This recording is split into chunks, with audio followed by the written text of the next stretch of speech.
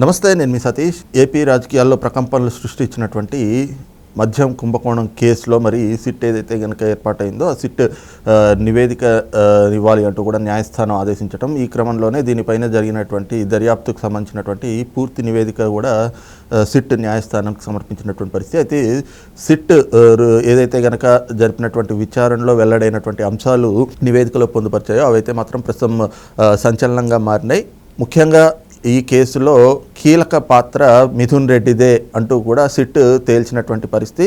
మరి ఇప్పటికే అసలు ఈ కేసులో తన ఎఫ్ఐఆర్లో తన పేరు లేకపోయినా సుప్రీంకోర్టు తలుపు తట్టినటువంటి మిథున్ రెడ్డి మరి అక్కడ చుక్కెదురైనటువంటి పరిస్థితులు. మరి ఈ క్రమంలో ఇప్పుడు ఈ కేసులో రాబోయేటువంటి రోజుల్లో ఎలాంటి పరిణామాలు చోటు చేసుకునేటువంటి అవకాశం ఉంది అనేటువంటి అంశాలు మనతో చర్చించేందుకు సీనియర్ జర్నలిస్ట్ డివిఎస్ గారు ఉన్నారు.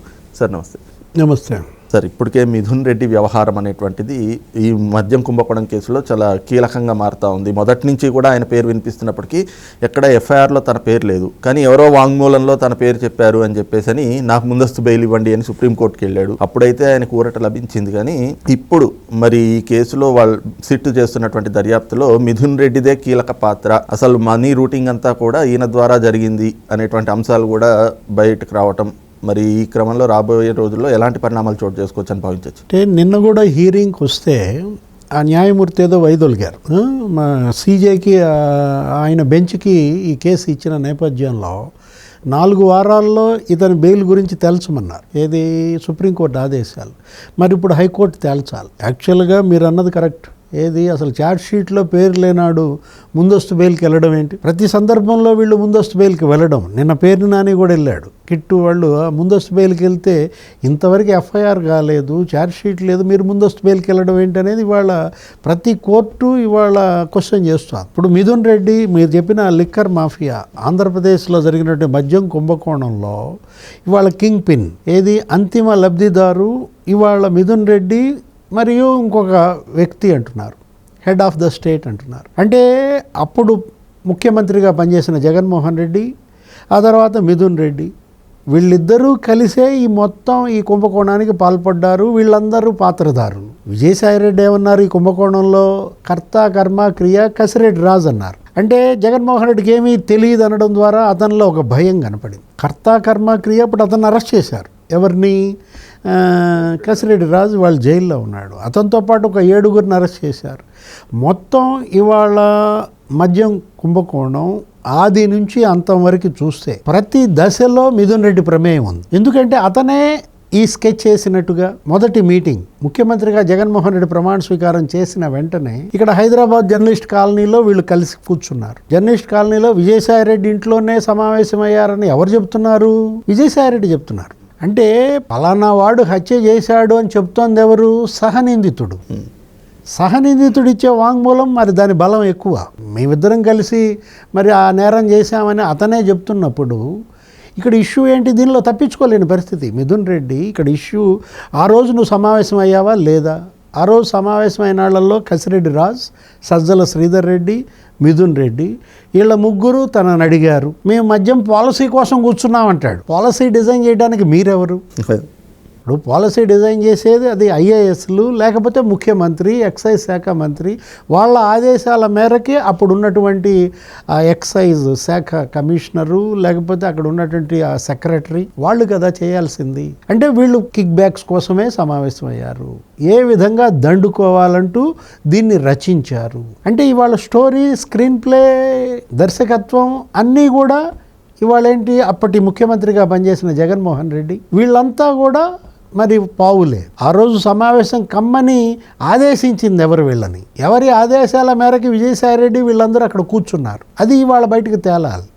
అంతిమ లబ్ధిదారు బయటికి రావాలంటే ఇప్పుడు మిథున్ రెడ్డి అరెస్ట్ తప్పదు. మిథున్ రెడ్డి కస్టోడియల్ విచారణలో కానీ ఇవన్నీ బయటికి రావు.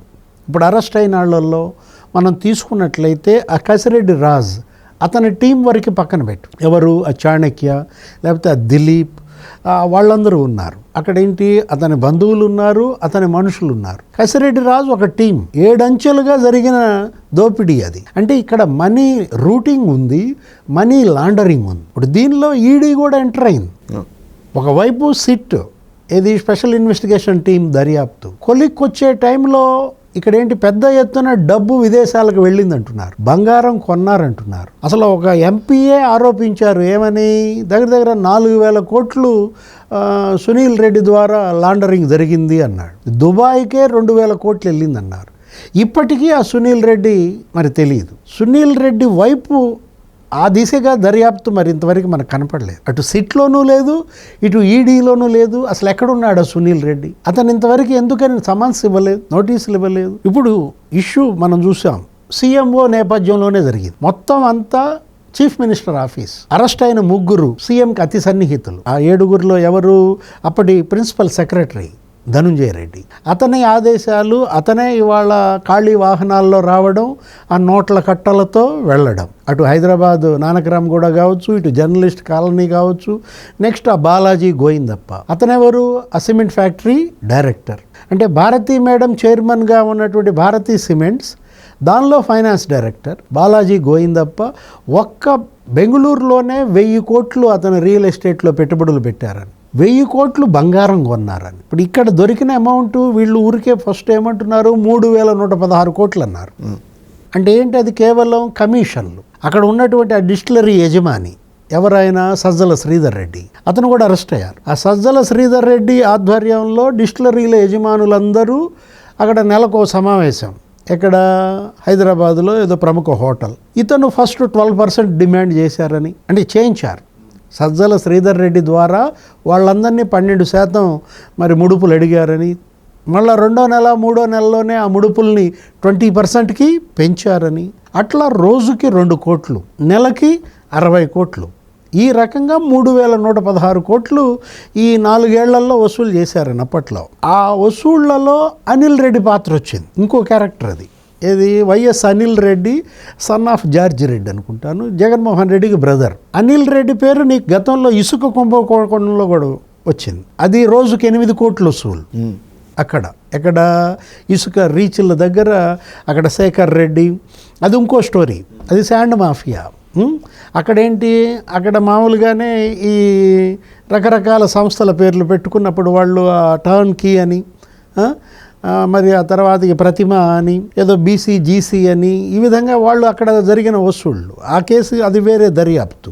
ఇక్కడ అనిల్ రెడ్డి ఎంత వసూలు చేశాడు మద్యం మాఫియా దగ్గర? సజ్జల శ్రీధర్ రెడ్డి వసూలు చేసిన 12%, ఆ 20% ఎవరికి ఇచ్చాడు? విజయసాయిరెడ్డి ఆ రోజు చెప్పిన మాటల్లో అసలు మొట్టమొదటి మాట ఏంటి?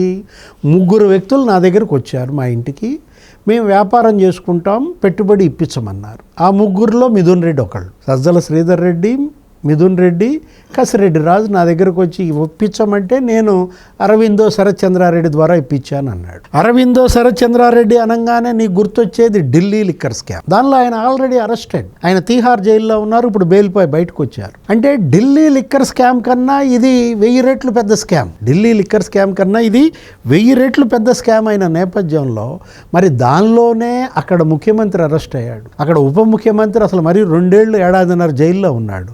అసలు తెలంగాణ ముఖ్యమంత్రి కూతురు అరెస్ట్ అయింది, ఏది? కవిత. అంతగా ఈడీ, సిబిఐ దర్యాప్తు అంత పకడ్బందీగా అక్కడ జరపటమే కాదు, అసలు అక్కడ అవినీతిపై మరి మన కోర్టులు కూడా కన్నెర్ర చేసిన పరిస్థితుల్లో ఆంధ్రప్రదేశ్ లిక్కర్ స్కామ్ మీద ఈ ఉదాసీనత, న్యాయస్థానాలు గనక ఉపేక్షిస్తే ఇప్పుడు వీళ్ళు మరి తప్పించుకునే అవకాశం ఉంది. అంటే ఇంతగా ఒక కొలిక్కి వచ్చిన దర్యాప్తు మధ్యలో మిథున్ రెడ్డికి బెయిల్ ఇస్తారా? బెయిల్ ఉపశమనం పొందగల నేరమా అతను చేసింది? అవినీతి అతను చేసింది. కింగ్ పిన్ అన్నది అందుకే. అతనే అసలు పార్ట్నర్ దీనిలో.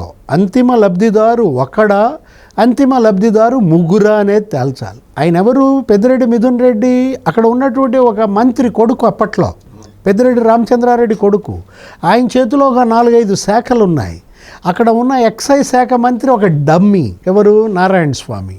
పెద్దిరెడ్డి కూర్చోమంటే కూర్చోవాలి, నుంచోమంటే నుంచోవాలి. నారాయణ స్వామి వాళ్ళ పెద్దిరెడ్డి చెప్పు చేతల్లో ఎక్సైజ్ శాఖ మంత్రిని డమ్మీగా చేసి తన దగ్గర ఉన్న 4-5 శాఖలే కాకుండా ఎక్సైజ్ శాఖ కూడా పెద్దిరెడ్డే చూశారా? పెద్దిరెడ్డి మిథున్ రెడ్డి ఇవాళ నారాయణ స్వామి డమ్మీ చేసి అతనే కూర్చున్నట్టు కనపడుతుంది మనకి. ఈ కేసులో అసలు ఎక్సైజ్ శాఖ మంత్రే మిథున్ రెడ్డి అనమాట. ఇక్కడ మనం చూడాల్సింది, ఇక్కడ మనం అబ్జర్వ్ చేయాల్సింది. ఎందుకంటే అతను ఏమంటాడు? అసలు నాకేం సంబంధం అంటున్నాడు. నేను ఎంపీని, రాజంపేట ఎంపీకి దీనికి సంబంధం ఏంటంటే అవినీతి, వేల కోట్ల డబ్బు, వేల కోట్ల బంగారం. సంబంధం ఏంటంటే మీ రాజకీయమే అవినీతి. మీరు ఇవాళ ప్రజాక్షేత్రం, ప్రజా జీవితంలోకి వచ్చిందే దోపిడీ కోసం అనేది కదా ఇవాళ ప్రజల ముందు ఉన్నటువంటి నగ్న సత్యం. ఈ కేసులు మరి ఇవన్నీ అదే కనపడుతున్నటువంటి నేపథ్యంలో మిథున్ రెడ్డి అరెస్ట్ తప్పదా? మిథున్ రెడ్డి అరెస్ట్ అయితేనే గతంలో జరిగిన అరెస్టులకు ఒక శాంటిటీ వస్తుంది. ఇంత దాకా కొలిక్కొచ్చిన దర్యాప్తు ఇప్పుడు మిథున్ రెడ్డి అరెస్ట్ కాకపోతే నీరు గారు ఇప్పుడు ఏంటది? ఇప్పుడు బూడిదలో పోసిన పన్నీర్ అవుతుంది. ఇప్పుడు ఈ సిటీ యొక్క శ్రమ, శక్తి, లేకపోతే ఈడీ ఎంట్రన్స్ దానికి అర్ధరహితం అవుతుంది అనమాట. దీన్ని ఒక లాజికల్ ఎండ్కి తీసుకురావటం ఇవాళ కోర్టుల యొక్క బాధ్యత. న్యాయస్థానాలు ఇందులో కనుక ఏమాత్రం ఉదాసీనత ప్రదర్శించినా ఏం జరుగుతుంది? సుప్రీంకోర్టు కన్నెర్ర చేసింది.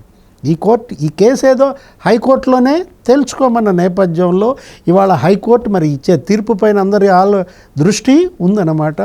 నిజంగానే ఈ కేసుని గనక లాజికల్ ఎండ్కి గనక తీసుకురాకపోతే, అంతిమ లబ్ధిదారు ఎవరో తేల్చకపోతే, బియాండ్ ద బార్ కటకటాల వెనక్కి గనక పంపకపోతే భారత న్యాయ వ్యవస్థ లేకపోతే భారత దర్యాప్తు సంస్థల యొక్క చిత్తశుద్ధే మంట గలుస్తుంది. ఆ దిశగా ఇవాళ ఈడీ లేకపోతే సిట్ లేకపోతే న్యాయస్థానాలు, హైకోర్టు కావచ్చు, సుప్రీంకోర్టు కావచ్చు, ఇవాళ సమిష్టి బాధ్యత ఏది? అటు పోలీస్, ఇటు కోర్టులు ఇవాళ సమిష్టి బాధ్యత వహించి ఈ ప్రజాధనాన్ని గనక కాపాడకపోతే, ఆ దోచుకున్న వాళ్ళని గనక శిక్షించకపోతే భవిష్యత్ జాతికి మీరిచ్చే సందేశం నగ్గుబాటు పాలవుతుంది. ఆ దిశగా మరి ఏం జరుగుద్దో చూడాల్సి వస్తుంది.